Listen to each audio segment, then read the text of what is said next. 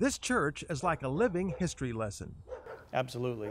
So sacred architecture done well is a catechism in stone. So the more that we study the sacred architecture and art, the more we understand of our Christian faith.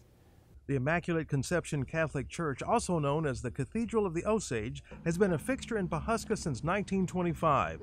The Osage Nation and its people had struck oil, and at that time the Osage were the richest people per capita in the world.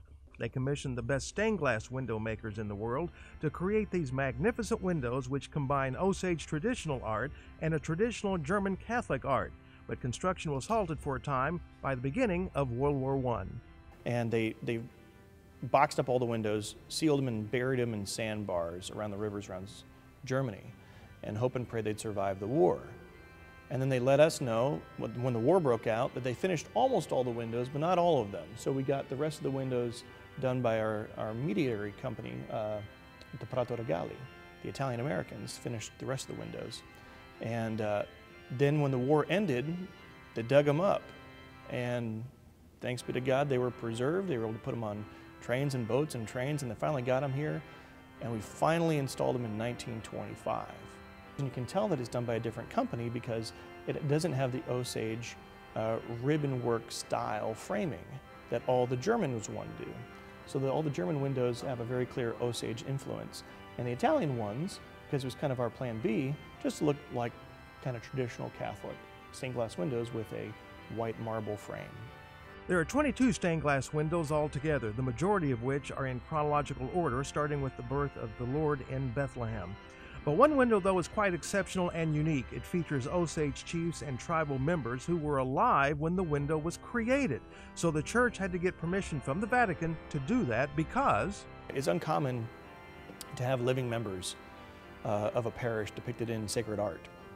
Usually you have members of the Holy Family, the characters of the Bible, or canonized saints. It's very rare to have living members depicted in sacred art. But the reason for it was historical accuracy. Our parish didn't want a German guess about what an Osage person looks like.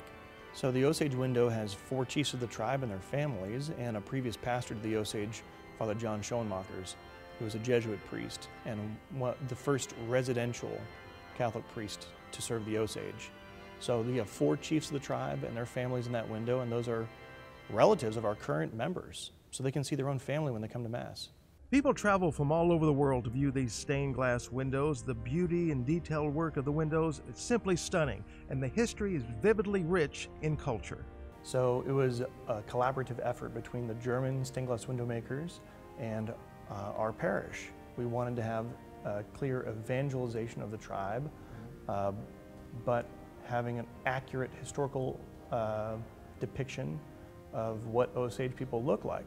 Everybody loves beauty, so you should just come over and enjoy, whether you want to take a tour or not, just come and enjoy the beauty of the life of Christ. Take some time to pray if you so desire. The beautiful windows here tell an amazing story, and remember, this was a project a world war could not stop, nor Vatican rules hinder. These are considered to be some of the finest stained glass windows in the country. Come to Pawhuska and you'll see why.